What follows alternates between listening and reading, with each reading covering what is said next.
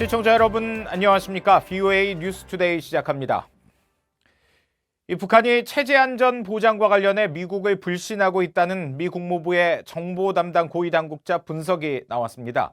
최근 김정은 위원장을 만났던 러시아와 중국 정상들이 북한의 체제안전보장을 강조한 것도 이 같은 맥락에서 나온 것으로 보입니다. 첫 소식 오택성 기자가 준비했습니다. 미국 국무부의 앨런 매카시 정보조사 담당 차관보는 미 CBS 방송 팟캐스트에 출연해 북한이 미국을 어떻게 보는 것 같냐는 질문을 받았습니다. 매카시 차관보는 북한의 김정은 위원장은 미국이 여전히 북한의 정권 교체를 추구하고 있는 것으로 생각하고 있는 것 같다고 답했습니다. 북한이 그렇게 믿는 근거는 주한 미군 또는 미국의 한국전 참전 등 때문이냐는 추가 질문에는 모두 맞다면서 세계의 다른 독재자들도 미국은 정권 교체를 원한다고 생각하고 있으며 실제로 과거 많은 작전에서 그것이 목표이기도 했다고 덧붙였습니다. 매카시 차관보는 이와는 별개로 트럼프 대통령을 바라보는 김 위원장의 시각도 언급했습니다. 김 위원장이 트럼프 대통령을 좋아하는지는 알 수 없지만 미국이 북한에 대해 군사 행동을 할 것으로는 믿지 않는 것 같고 트럼프 대통령은 이전 대통령들과는 다르다는 인식을 한 것 같다고 설명했습니다. 매카시 차관보의 이 같은 분석은 그동안의 언론 보도와 김 위원장 등의 발언을 통한 것이라고 말했습니다. 실제로 김 위원장은 최근 북중 정상회담에서 시진핑 주석에게 중요한 것은 체제 보장이라고 말한 것으로 전해졌으며 앞선 북러 정상회담에서도 체제 안전 문제를 전했었습니다. Не знаю, нужно ли прямо сейчас возобновлять этот формат, но я глубоко убежден, что если мы дойдем до ситуации, когда нужно будет вырабатывать какие-то гарантии одной из сторон, в данном случае гарантии безопасности Корейской Народно-Демократической Республики, то без международных гарантий здесь не обойтись. 매카시 차관보는 이어 북한의 비핵화 의지에 대해서는 부정적으로 전망했습니다. 미국 내 다른 정보기관들의 평가와 같이 김 위원장이 핵무기를 포기할 것으로 보지 않는다는 겁니다. 매카시 차관보는 정보기관의 역할은 정책 결정자들에게 정보를 전달하는 것이며 정책 결정은 정보기관의 역할이 아니라는 점도 강조했습니다. VOA 뉴스 오택성입니다. 국무부가 최근 핵 동결은 비핵화의 시작이라고 밝힌 것은 북한의 완전한 비핵화 목표에서 물러서지 않겠다는 점을 재확인한 것이라고 미국 내 전문가들이 평가했습니다. 또 비핵화 과정은 단계적이겠지만 협상 초기에 북한 대량 살상 무기의 완전한 제거를 합의해야 한다고 강조했습니다. 김칸희 기자가 보도합니다.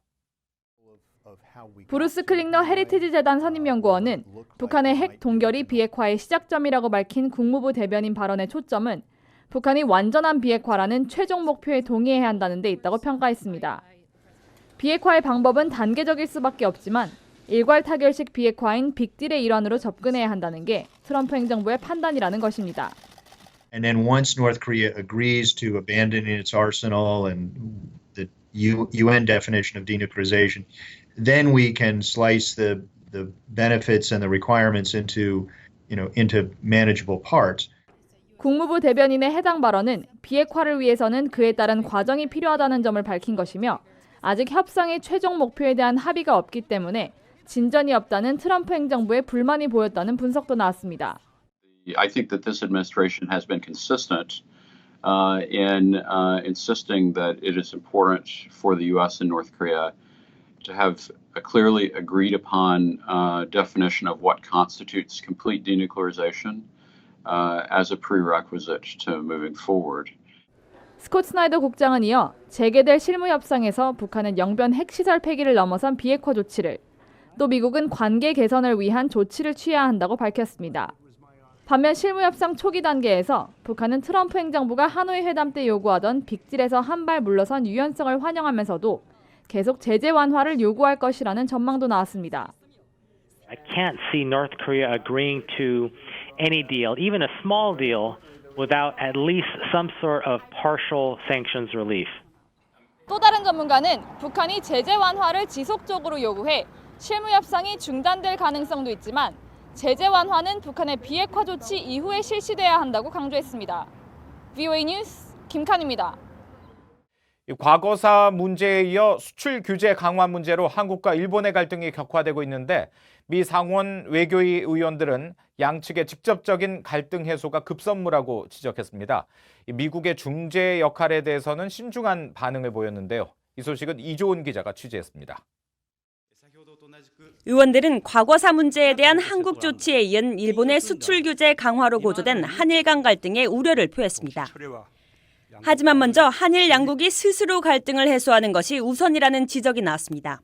My hope is that this can be worked out in a responsible fashion between two such trusted allies. Look, there are always delicate issues with allies. At the end of the day, both Japan and South Korea are and will remain close friends and close allies. 제임스 리시 상원 외교위원장도 주권을 가진 두 나라 스스로 갈등을 해결하는 것이 중요하다고 밝혔습니다.